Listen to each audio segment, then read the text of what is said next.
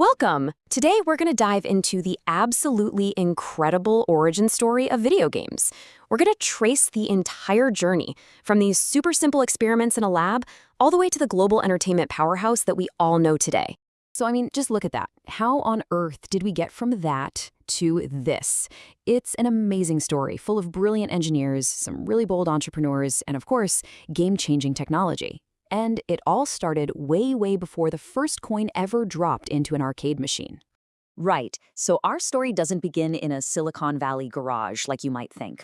Nope, it starts in post-World War II research labs. And the very first interactive games? They weren't software at all. They were literally built with wires and switches and raw electricity. These were true analog experiences. Okay, so this slide shows two completely different starting points for the video game. It's like a fork in the road. On one side, you've got Tennis for Two, which was this physical, one-of-a-kind machine. But on the other, you have Space War, a piece of code, a program that could be shared and run on any computer that could handle it. This right here, this is the huge shift from hardware to software. And this just breaks down the incredible engineering that went into this thing. To play Tennis for Two, you were physically interacting with a web of transistors that were calculating the ball's trajectory in real time, even factoring in gravity. Every single rule of the game was hardwired directly into the circuits themselves. So, get this? This is the crucial point. One of the first video games ever made had zero commercial ambition. It wasn't about proving how powerful a computer was. It was just born from this simple, very human desire to make something fun, something engaging for people visiting a science fair. That's it. Okay, so let's see how these little lab experiments start to spark a real commercial industry. The big leap from the lab to the public? Well, that happened in the dimly lit, super noisy world of the arcade. Those early arcade games like Pong were so clever, but they were also incredibly rigid. They were built using something called hardwired logic. The best way to think about it is like a music box. It can play one tune perfectly, but if you want to hear a different song, you got to get a whole new music box. It was exactly the same for these games. Now this comparison shows a lesson the industry had to learn the hard way. Computer Space tried to bring that complex space war experience to the masses, but frankly, it was just too confusing for most people. Pong, on the other hand, was just a simple training exercise that was so intuitive, its very first test machine jammed because it got overstuffed with quarters. Simplicity won, big time. And then came the microprocessor. This changed everything. This tiny little programmable brain on a chip meant that game developers weren't just electrical engineers anymore. They were becoming software programmers. They could now teach the same cabinet to play completely different games, which just led to this massive explosion of creativity.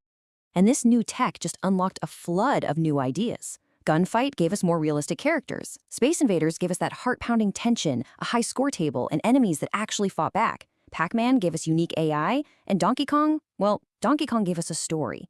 Each one of these games was building the language of modern gaming. What this shows is how Pac-Man just completely broke out of the arcade. It wasn't just a game anymore. It was a cultural icon. It had a hit song, a cartoon, mountains of merch. It proved that a video game character could become a global brand. But this incredible boom, well, it was a bubble just waiting to pop.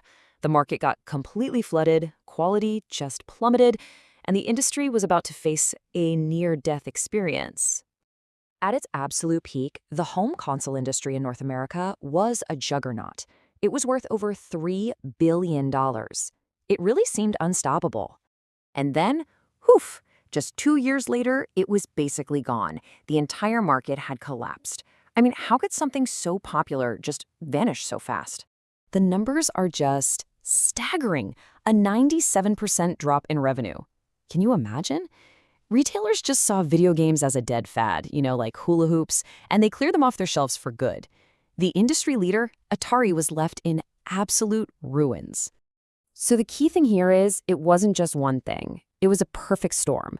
There were way too many consoles, which just confused customers. Pretty much anyone could make a terrible game for the Atari 2600, leading to a flood of junk.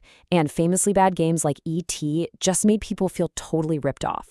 Plus, affordable home computers suddenly seemed like a much smarter purchase.